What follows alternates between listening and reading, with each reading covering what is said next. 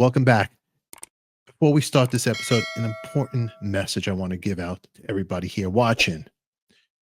If there's any situation going on in your neck of the woods, fire, or people need help, you could always donate to the Red Cross. Right now in California, there's a bad fire going on, and some people might need your help. So make sure you help them because if you're in trouble, you might need that help. There's a link right above here. Click on it. You could donate and help somebody that needs some help. Now let's get to our episode.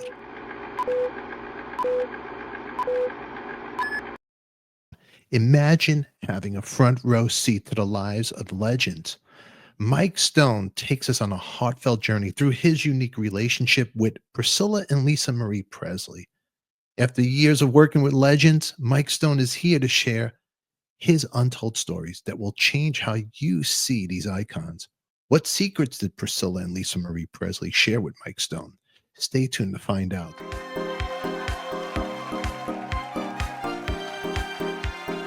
Thank you. Thank you very much. We're here. Mike Stone, My Time with Priscilla and Lisa Marie Presley. It's a book that actually takes us, the reader, to a journey with your 4-year relationship with Priscilla and Lisa Marie. And it's filled with other fascinating stories also. Bruce Lee, Phil Spector. You have Engelbert Humperdinck in there, one of my favorites. There's so much to discuss here. But I appreciate you making the time coming here. And let's just kick off the show a little bit, Mike. Give us a quick breakdown of your journey and what brought you to where you are today. I started going to black belt tournaments and winning all of them. And until I retired undefeated. I haven't lost in 92 matches. Don't have a second place trophy. So I've been very, very, very blessed. I was very disillusioned with the direction that martial arts was taking in the early 70s. So I waited a little bit. I started doing a lot of promotions. I opened up a couple karate schools in California, in Huntington Beach. And I started promoting tournaments, special events, black belt team championships. Was invited to compete with Ed Parker, who was Elvis's instructor. He was throwing an event in Hawaii. And I fought on the U.S. mainland team against the Hawaii team. And when we competed in that event, it was, I think, the honeymoon of Priscilla and Elvis. They were staying at the ADIKA Hotel in Waikiki. And they came to that event. And many years later, when Priscilla and I were together, she brought up that particular event and said, "Oh, we came to see you fight." I said, "Yeah, I know you guys were there. Why did you guys leave early?" And she said, "Oh, we normally leave about 5 minutes before, so we beat the rush. People are going to be asking them for autographs and stuff like that. So it would have interrupted the award ceremony." So she just said that when we went back to the hotel for the rest of the night to the early morning, all Elvis and the boys were talking about was your fighting, because Ed Parker had already talked to Elvis about me as being one of the best. And at that event, I won the most outstanding competitor award for the U.S. team.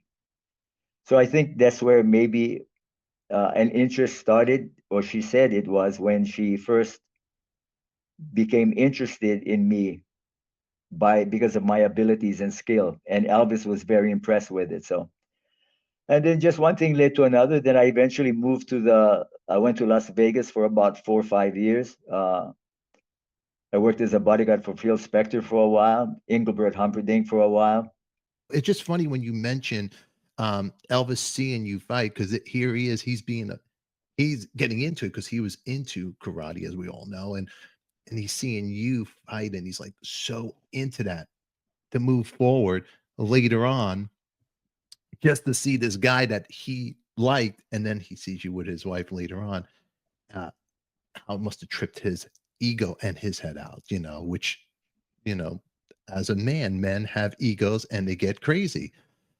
It's Let's just go. understandable. Yeah. Yeah, it's understandable. Okay, so let's talk about the book really quick. Can you tell the viewers the core message of this book and why you decided to share your story now? All right, thank you. The about a year and a half ago, I guess it was, when there was some issues with Lisa's health, and then she passed away. And I think within 2 weeks after she had passed, um, I heard that Priscilla had filed a complaint or contesting the will that Lisa had, and something about a signature, something wasn't right, and the fact that she was released as a trustee, that was apparently not, she was not notified. Anyway, there were several things like that that happened, that I contacted some friends in Los Angeles and asked if they would follow up and supply me with information regarding this issue about her contesting the will. And after several, I read a lot of the information and the back and forth of what was happening. And then I started to think like, well, this is not the girl that I knew. I mean, this was really nothing about what she had lived I recognized as the person that I was with at that time. So basically, what I wanted to do was to shed light a little bit on her, to let, I know their life has been in chaos, turmoil, loss, death, drugs. It's been horrific. So here's the thing that bothered me was Elvis was, to me, the handsomest person I've ever seen in my life. He's extremely good looking, extremely famous, and had some money. And she was married to him. So I'm thinking like, for any girl, all of Elvis fans must have admired Priscilla for being the wife, or didn't like her for whatever reasons they have. But I think Priscilla at one time, when I started to think about it, I said, well, it's kind of unfair to her, in a sense, that she's getting there's two sides to every story. So if you look at Elvis, there's people like him, don't like him. You look at Priscilla, people like her, don't like her. You look at me, they all don't like me. So you have this thing. But I wanted to share an aspect of how she was like when I was with her and Lisa, just to give insight into, there was a time for both of them, for both Lisa and Priscilla, that they were truly happy. So when I look back at some of the pictures that I have and see the times that, the things that she did coming out of Graceland, she never did before. So it was really a coming out for her, that she was experiencing things, a normal way of living that she did not experience there. So I just wanted to share some of those ideas. And with Lisa, I mean, how can you be at 5 and 6 years old? You're just an angel. And Lisa was, she was fantastic, very easy to get along, always happy, tremendous smile. And she looks, she has that look of Elvis when you look at her. So I was very blessed to have spent that time with them. And I just wanted to show another side, maybe, of how they were, and not all of the chaos, the confusion, the way life unfolded for both of them, actually for all three, for Elvis, Lisa, and Priscilla. And when you hear that, the first thing they say to me is, Mike, it is so sad how their lives turned out. I mean, having the best looks, money, fame, having all of this amounts to nothing at the end if you live your life where it cannot be fun. I mean, it's not enjoyable having all of these wonderful gifts and talents and abilities and skills, and then end up with a life that ends up just being sad, is how they chose to express what their lives were. And you look at Lisa, I mean, from the time that she saw Elvis in Graceland, the last time she saw him, I mean, that's got to be such a devastating thing for a young lady. And, loving your father as she did. And then the way she grew up after that, it's tragic. It's not sad, it's tragic that their lives have ended the way they have with all that they've possessed. And the thing that's sad is, I want people to understand a little bit, is that, we look at them and we admire them. Everything about what we think is important, the human materialistic idea, looks, money, fame. these are not truly the important things, because look how it turns out. And it's not an isolated situation. So many famous people, wealthy and everything, great talent, this is how their life ends. So it's sad, it's tragic, and it doesn't have to be that way. And why it is, I don't know. But now the fascination we all have as normal people, we are so caught up in the fantasy of their lives, and we want to, we hold them up as these are our role models. But really, do, is this how you want to end your life as well? Do you want to follow that? So anyway, it's a very sad thing that we have to kind of get back to the basics all the time, and realize whatever our lives are, if we're being the best that we can, if we're not hurting anybody on purpose, if we're living that idea, as mundane as life may be, that's life. Life is not exciting. It's, you have to work at it. It's a challenge continuously. Absolutely. Anyway, that's why I wrote the book. You shed a light of take the dark side out and let's show a little light right here in their lives. There's a time of Lisa Marie's life and Priscilla where they were happy, they were together, Yeah. and it was Oh a yeah. Yeah, and you could see it. Yeah, I just found 30 pictures I took of Priscilla that when I called home, they went to the storage and found this short album. And these were personal pictures that I've taken of Priscilla. And my God, with no makeup, she is such a gorgeous woman, just naturally beautiful.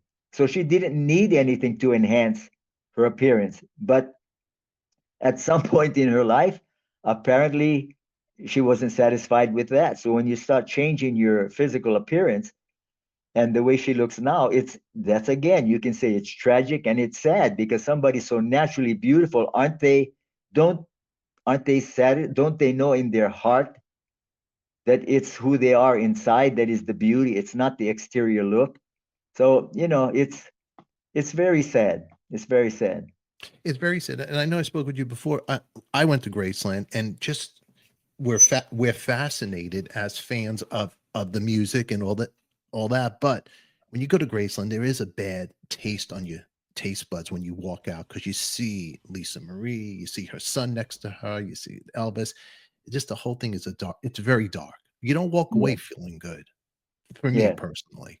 I'm glad you wrote the book, and you do give a light on the relationship and your time with Priscilla, Lisa Marie Presley. Links will be up here. Make sure if you guys want to order it, you could click right there. In the past, you're surrounded personally by stories and movies about Elvis, and you're often seen as the guy who took the king's wife. Now, to clear the air here, because a lot of people think, oh, that was Elvis's friend. How could he have done that? And let me give you to say what you have to say about that. Well, first of all, there's, like all situations in life, not with somebody famous, but just between normal people, there's a lot of misinterpretation, misunderstanding, assumptions. That's how we are as human beings. So we create our reality through our perceptions. So the idea that has been floated around for many, many years is that I was Elvis's instructor. I mean, many people come up to me and say, "Oh, how does it feel to teach Elvis Presley karate?" I never taught him a lesson. Then the other thing was, you were very, very close friends. I met him 4 times in my life. 3 of the times were within a minute or two, and one time a little bit longer. But you can't establish the type of friendship people are assuming that we had. We were not close friends. Now, I think if I was with him, I think I could have influenced him to make a change, because he was so vulnerable. But I think a lot of times, even when they asked Priscilla, well, why didn't you stay with him? You loved him and you have all of this, and why would anybody give that up? Well, she has an agenda too. She has a life she wants to live. She has goals and dreams. And why shouldn't she? Like anyone else, why can't you live your dreams? Why you keep denying your power and your abilities?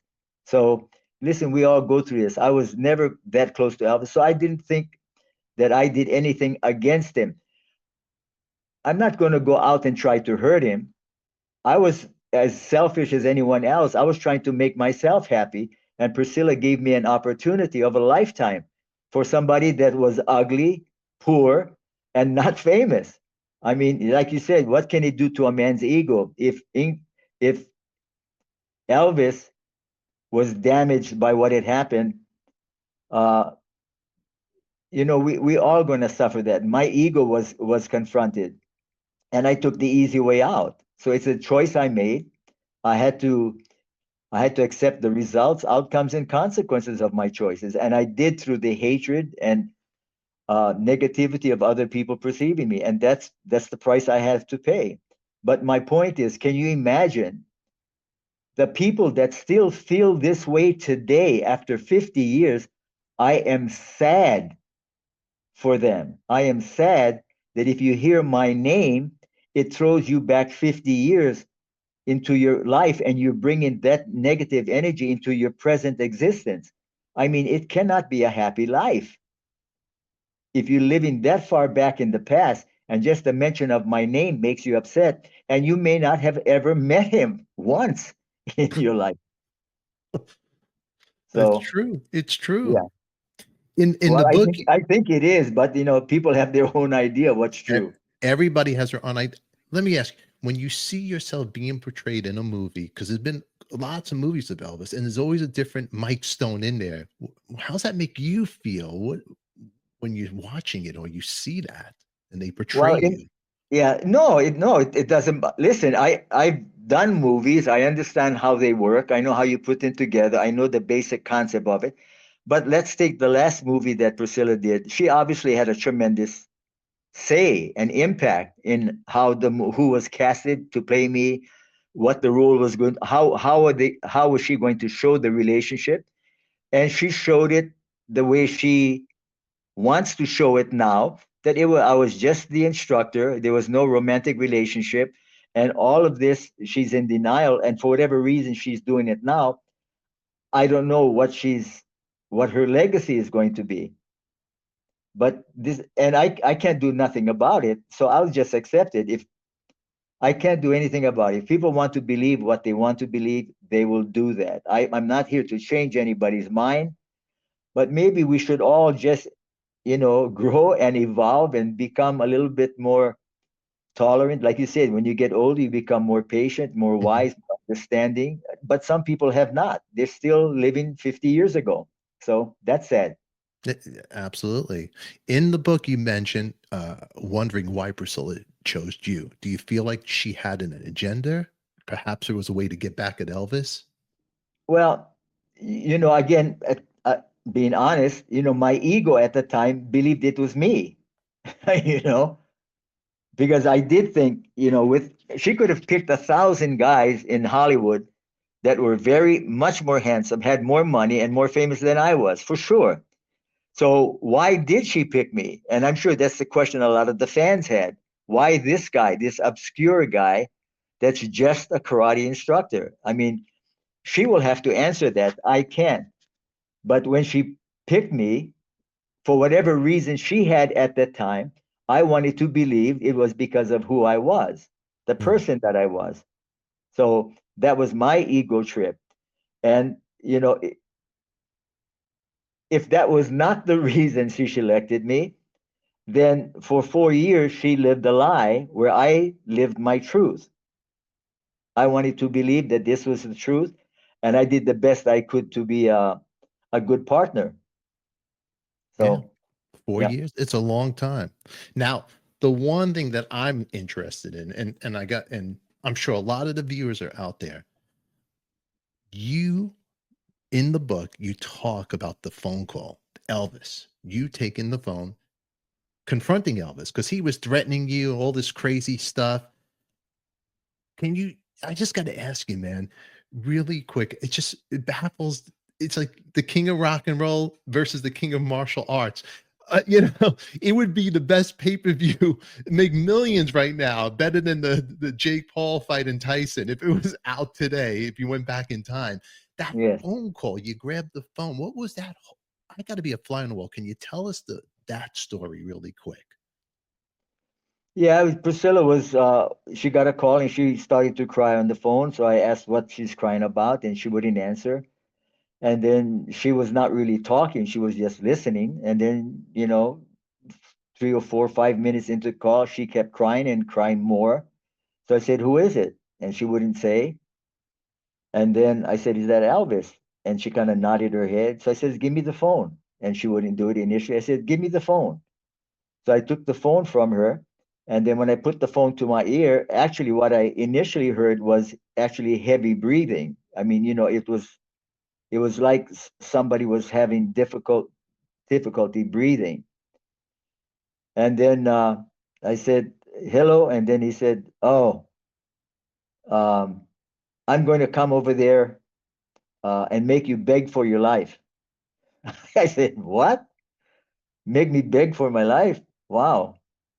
So I said, "Well, I'm not going to run from you ever. You can always find me. You know where I live. So I'm not going to run away. I'm not going to hide. You can always come and find me and you can do what you think you can do." And that was it. I gave her back the phone. And that was it. You That was didn't it. worry. You didn't worry about anybody ever coming knocking on your door. His henchmen, the Memphis Mafia. Elvis sent us. Yeah. You never worried. Well, there's one thing about worry. It does no good for anyone, especially the person worrying. What are you Mm, going to worry about? true. True. True. No, Did Priscilla say anything about, hey, he's really crazy. He could send some people, Mike. Maybe we should no, have I, said, I, I knew that already. I've heard all the stories, yeah, so I knew how he was. I know he has a hot temper. Listen, when you're in that state and everybody is at your beck and call, it's very difficult if you pursue that lifestyle and that doesn't change, and everybody's bowing to your every demand, every request, everything that happens. Then I can understand how it's difficult to believe that that's who you are. mm, So, but it's not the truth. it's not the truth. That's crazy. I gotta kiss your ass, Mike. I gotta tell you, the king of rock and roll. You went and you went. You know what? Well, you never sat down on it. You're like, hey, I'm here. I'm not hiding. You want me? Here I am. Come and Well, get me. I never looked at him as the king of anything. He was a very talented, gifted, handsome, wealthy guy. But Yeah. what am I going to do with that? No, no. I think being the king of rock and roll got to his head, and the people he surrounded himself, he got lost. And obviously, in the end, the truth does come out. You see Yes, where it does. this. You see how the movie ended for them all. It's very sad, as we said in the beginning. Um, Yes. Let me ask you, and here's a personal question: how did your family react to the news of your relationship with Priscilla? Because you were married before, and how did they all take that? And how did you take it? Well, I took it based on my perception and what I thought was best for me, obviously, very selfishly. They didn't take it very well. Yeah, but in time, there was healing there with your family afterwards in Yes, time. of course. Yeah, if they really are your family and they love you, of course. Listen, the same thing happened to me, the choices I made. It happens every day with Mm, everybody, sometimes 2 or 3 times in their lifetime. So this is not like, like, oh my God, it's so horrible what he did. No, everybody's doing this. Everybody's doing this every day in every relationship. Things sometimes don't work out for whatever reason. And it's not a matter of blaming whose fault it is. Life is not about faults. Life is about making choices. And when you make a choice, absolutely. there's going to be an outcome and consequences. Before you make a choice, you have to now think far enough in advance whenever the outcome and decision or the result's going to happen. You got to already anticipate that. So you must be willing to accept the responsibility for your choices. Yeah, And this sometimes you learn later in life. absolutely. Okay, hearing the news, the passing of Lisa Marie, what went through your mind and emotions when you heard that? Well, again, I use the word tragic and sad. I mean, yeah, what can you say? But if you understand that life, I just said, if you understand that life are choices that you make, and if you're making choices that people can see the end result, some people are not looking far enough into the future on their choices. that they act like it's a surprise. It's not a surprise. You could see it coming. Why? Because her father did the same thing. People around her did the same thing. So people are just living, you know, you can only teach what you know. So in martial arts, for me, I can only teach what I know. I can't teach beyond my comprehension, beyond my knowledge, beyond my experience. I can't teach that. I don't know it. But if your life, you're exposed to this all of your life, then what do you expect? What do you think the results are going to be different from the choices you make? And that's when people get into denial. So everything is like a surprise. Oh my God, she died so young. It's tragic. Yes, it is. But didn't anybody see this coming? With Elvis before, did Priscilla see it coming? Is that why she left? Did she try everything she could to help him? I think she did. Apparently, the other people, you know, they want to continue their relationship and what's happening.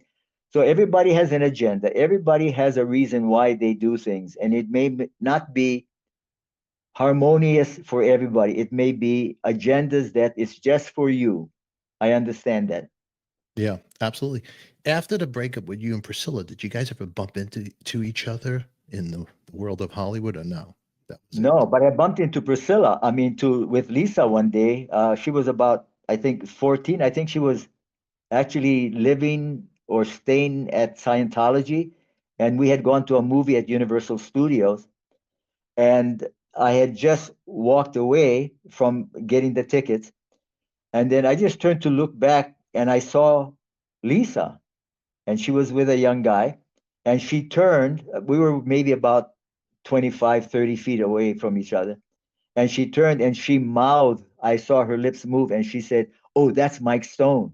And then she turned back, and the guy, he looked around like, "Where?" And she kind of like pointed, but I was already looking at her. But that's the Wow. only time I've seen her after. I haven't seen her since, or Priscilla since. Wow. Wow. Wow. That's heavy. That's heavy. Now, is there anything that you wish you would have said to Priscilla or would like to say at this point?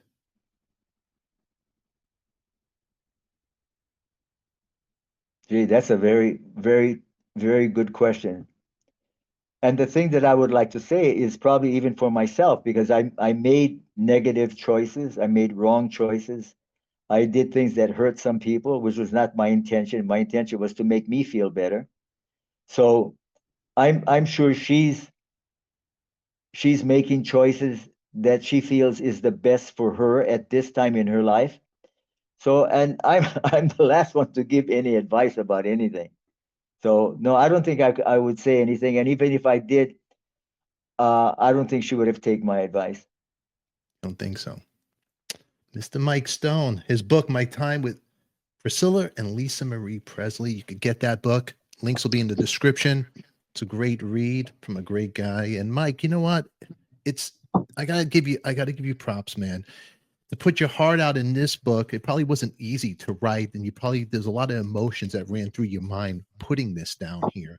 But for the Elvis fans that are interested, you get to hear the real Mike Stone. And with this interview, I hope we cleared some air for some of you guys out there that are fans of the music that Elvis gave you. But this is the man that spent some time in the happy times this book shows of his Yeah, time with yeah. Lisa and Priscilla. Make sure you post your comments down below, everybody, and subscribe. Give us a thumbs up. Until then, you guys are all beautiful. Who loves you, baby? We do. We'll catch you all later. Bye bye. Bam.